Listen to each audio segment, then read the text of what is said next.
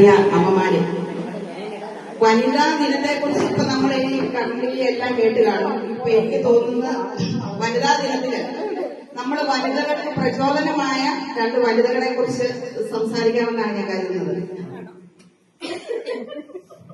Sophy sister നമുക്ക് എഴുതി കാണാൻ പറ്റത്തില്ല. ചരിത്ര താളുകളിൽ ചിലപ്പം ഇടം പിടിക്കാവുന്ന ഒരു വ്യക്തിയാണ് സോഫി സിസ്റ്റർ. അപ്പോൾ ഇപ്പോൾ നമ്മൾ പറയുന്നത് ലോകത്തിന്റെ തന്നെ ശ്രദ്ധ ആകർഷിച്ച രണ്ട് വനിതാ രത്നങ്ങളെ കുറിച്ചാണ്. ഒന്ന്, തന്റെ ഇല്ലായ്മയിൽ നിന്ന് ആ സാഹചര്യങ്ങളെയൊക്കെ മറികടന്ന് തന്റെ മനക്കരുത്തുകൊണ്ട് ബോക്സിംഗ് റിംഗിൽ ലോക ശ്രദ്ധ ആകർഷിച്ച നമ്മുടെ ഒരു കൈയിൽ കുഞ്ഞിനെയും മറുകൈയിൽ ഗ്ലൗസും പിടിച്ചുകൊണ്ട് പുരുഷന്മാർക്ക് മാത്രമല്ല സ്ത്രീകൾക്കും ഇത് സാധിക്കും എന്ന് ഒരു അമ്മയായ ശേഷവും 8 ലോക ചാമ്പ്യൻഷിപ്പുകൾ നേടിക്കൊണ്ട് തെളിയിച്ച മേരി കോം എന്ന വനിതയെ കുറിച്ച്. രണ്ടാമത്, സുധാ ചന്ദ്രൻ. സുധാ ചന്ദ്രൻ എന്ന പേര് പെട്ടെന്ന് കേൾക്കുമ്പോൾ അറിയത്തില്ലെങ്കിലും മയൂരി എന്ന സിനിമ മിക്കവാറും എല്ലാവരും കണ്ടിട്ട് കാണും. 16 വയസ്സ് വരെ നൃത്തത്തിന്റെ ഒരു 75ഓളം വേദികൾ കീഴടക്കിയ ശേഷം ഒരു ബസ് യാത്രയിൽ അവർക്ക് തന്റെ കാല് നഷ്ടപ്പെടുകയാണ്. 3 വയസ്സിൽ നൃത്യാഭ്യാസം തുടങ്ങി 8ാമത്തെ വയസ്സ് മുതല് നൃത്തവേദികളിൽ ഇങ്ങനെ ലോകശ്രദ്ധ ആകർഷിച്ചുകൊണ്ട് പോയ സുധാ ചന്ദ്രന് കാല് നഷ്ടപ്പെടുന്നു. അതിനുശേഷം ആദ്യം കാല് നഷ്ടപ്പെടുന്നത് തന്നെ ഒരു ഹോസ്പിറ്റലിൽ അവർ അഡ്മിറ്റ് ആകുമ്പോഴത്തേക്ക് ഇവർക്ക് കാലിന് പ്രശ്നമൊന്നുമില്ല, ചെറിയ എന്തോ പരിക്കുകളേ ഉള്ളൂ. അത് പ്ലാസ്റ്റർ ഓഫ് പാരീസ് വെച്ച് കെട്ടി വീട്ടിൽ വിടുന്നു. പിന്നീട് അത് ഇൻഫെക്ഷൻ ആയ ശേഷം ഹോസ്പിറ്റലിൽ വരുമ്പോഴാണ് പറയുന്നത്, ഒരു മൈലിന് കാലില്ലെങ്കിൽ എങ്ങനെ നൃത്തം ആടാൻ പറ്റും. അതുപോലെ സുധാ ചന്ദ്രന് ഏറ്റവും അത്യാവശ്യമുള്ള കാലുകളാണ്, നർത്തകിയാണ്. ആ കാലുകൾ മുറിച്ചു മാറ്റണം എന്ന് അച്ഛനും അമ്മയും എഴുതി കൊടുത്തപ്പോൾ അവർ ജീവിതം തന്നെ ഉപേക്ഷിച്ചേക്കാം, എന്തിനാണ് നിങ്ങൾ എന്നെ ഇങ്ങനെ എന്തോ ജീവിതത്തിലേക്ക് തിരിച്ചു കൊണ്ടുവരാന്, എനിക്കിനി ഒരു ജീവിതമില്ല എന്ന് പറഞ്ഞ് തളർന്ന സുധാ ചന്ദ്രനെ ഡോക്ടർ ഡെറിക്ക് എന്ന് പറഞ്ഞ ഡോക്ടർ അവർക്ക് ആത്മവിശ്വാസം കൊടുത്തു. അന്ന് നമ്മുടെ ചാൾസ് രാജകുമാരന്റെയും ഡയാന രാജകുമാരിയുടെയും വിവാഹമായിരുന്നു.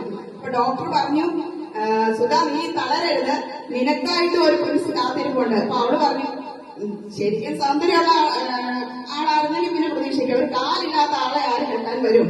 പക്ഷെ അവരെ മാനസിക വിദഗ്ധരെ കൊണ്ടൊക്കെ ചികിത്സിപ്പിക്കുന്ന ഇത് പറഞ്ഞപ്പോ അവര് ഡോക്ടർ അത് നിരുത്സാഹപ്പെടുത്തി അവർക്ക് മോട്ടിവേഷൻ കൊടുത്തു. എന്താണേലും ബാക്കിയെല്ലാം ചരിത്രത്തിൽ നമുക്കറിയാവുന്ന കാര്യമാണ്.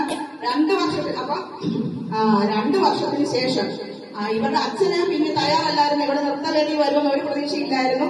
അച്ഛൻ ജോലിക്ക് പോയതിനു ശേഷം അമ്മ ഗുരുവിനെ വീട്ടിൽ വിളിച്ചു വരുത്തി മുറി അടച്ചിട്ട് ഇവിടെ പ്രാക്ടീസ് ചെയ്തു. 2 വർഷത്തിന് ശേഷം അച്ഛനോട് ഒരു ദിവസം അവള് പറഞ്ഞു, അനൗൺസ് ചെയ്യാൻ ഞാൻ ഡാൻസ് കളിക്കാൻ തയ്യാറാണെന്ന്. അപ്പൊ അത് സാധിക്കുമോ? അച്ഛനത്ര വിശ്വാസമില്ലായിരുന്നു. ബോംബെയിലെ ഒരു സ്കൂളിന്റെ ഓഡിറ്റോറിയം അനൗൺസ് ഡിക്ലെയർ ചെയ്തു. പത്രത്തിന്റെ ഇതില് വലിയ മാസ്റ്റർ ഹെഡിലൊക്കെ വന്നു. സ്റ്റേജിൽ അവള് സുധാ തന്റെ ഇന്റർവ്യൂ പറയുന്ന കർട്ടൻ മാറ്റി കഴിഞ്ഞപ്പോൾ 1000കണക്കിന് ആളുകള് ഇരിക്കുന്നത് കണ്ടപ്പോ ഒരു നിമിഷം അവരൊന്ന് പകച്ചുപോയി. പക്ഷെ 2.5 മണിക്കൂർ നിർത്താതെ ആ കാല് വെച്ച് നൃത്തം ചെയ്ത സുധാ ചന്ദ്രൻ നമുക്ക് അഭിമാനമാണ്.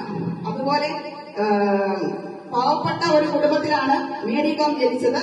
കർഷക കുടുംബമാണ്. ഓരോ സ്ഥലങ്ങളില് സ്ഥലമൊക്കെ പാട്ടത്തിനെടുത്ത് കൃഷി ചെയ്യുന്ന മാതാപിതാക്കളുടെ മകളായിരുന്നു. ഇടയ്ക്ക് ഈ വിറക് വെട്ടി കൊണ്ട് വിറ്റ് അത് കിട്ടുന്ന വരുമാനം കൊണ്ടൊക്കെയാണ് ഇവളിങ്ങനെ പൊക്കൊണ്ടിരുന്നത്. അപ്പൊ അവർക്ക് വേറെ കാര്യങ്ങളിലൊക്കെ ആയിരുന്നു, അത്ലറ്റിക്സിലൊക്കെ ആയിരുന്നു താല്പര്യം. അങ്ങനെ ഇരിക്കെ ഒരു ദിവസം ഇന്ത്യയില്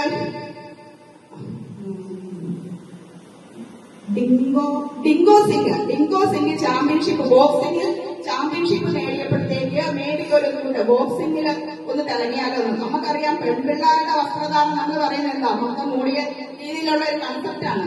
അങ്ങനെ ഒരു യാഥാസ്ഥിക കുടുംബത്തിൽ നിന്ന് ബോക്സിംഗ് താരങ്ങൾക്ക് ഇത്ര ഏർക്കോള് ഉടുപ്പൊക്കെ ഇട്ടുകൊണ്ട് ബോക്സിംഗിലേക്ക് പോകുക എന്ന് പറഞ്ഞാൽ തന്നെ ഉള്ള ഒരു വിലക്ക്, അതിനെയൊക്കെ മറികടന്ന് ഇവിടെ ബോക്സിംഗ് പ്രാക്ടീസ്. അപ്പൊ വീട്ടിൽ അറിയിക്കുന്നില്ല. ഇവിടെ പരിശീലനം തുടങ്ങി സ്റ്റേറ്റ് ചാമ്പ്യനായ ശേഷം പത്രത്തിൽ മോളുടെ പടം അടിച്ചു വരുമ്പോഴാണ് അച്ഛനത് കാണുന്നത്. പിന്നീട് ഓരോ ചാമ്പ്യൻഷിപ്പിൽ പങ്കെടുക്കാനായിട്ട് നമുക്കറിയാം പണം ആവശ്യമുണ്ട്. അങ്ങനെ വന്നപ്പോൾ ഒരു ഫുട്ബോൾ കോച്ചായ ഓസ്ലർ അവൾക്ക് ഫിനാൻഷ്യൽ ഹെൽപ്പ് കൊടുക്കുന്നു. പിന്നീട് അദ്ദേഹം മേരിയുടെ ജീവിതത്തിന് താങ്ങായി മേരിയെ വിവാഹം കഴിക്കുന്നു. പിന്നെ നമുക്കറിയാം, അമ്മമാരായി കഴിഞ്ഞാൽ പിന്നെ എല്ലാം തീർന്നു, വീട്ടുകാരിയെ മാത്രം നോക്കി നിന്ന് നടത്തിയാൽ മതി എന്നുള്ളൊരു കൺസെപ്റ്റാണ്. പക്ഷെ മേരി അമ്മയായ ശേഷം 2 ഇരട്ടക്കുട്ടികൾക്ക് ജന്മം നൽകിയ ശേഷവും മേരി വീണ്ടും ബോക്സിംഗ് റിംഗിലേക്ക് തിരിച്ചു വരുന്നു. ലോക കിരീടങ്ങള് 8 ചാമ്പ്യൻഷിപ്പുകൾ നേടിക്കൊണ്ട് മേരി അമ്മമാരായ നമ്മൾക്ക് ഒരു മാതൃകയായി. മാതൃത്വം എന്ന് പറയുന്നതും നമുക്ക് നേട്ടം, നമുക്ക് മനസ്സിലൊരാഗ്രഹമുണ്ടെങ്കിൽ നമുക്ക് അത് എത്തിപ്പിടിക്കാൻ ഈ തടസ്സങ്ങളൊന്നും ഒരു തടസ്സങ്ങളല്ല.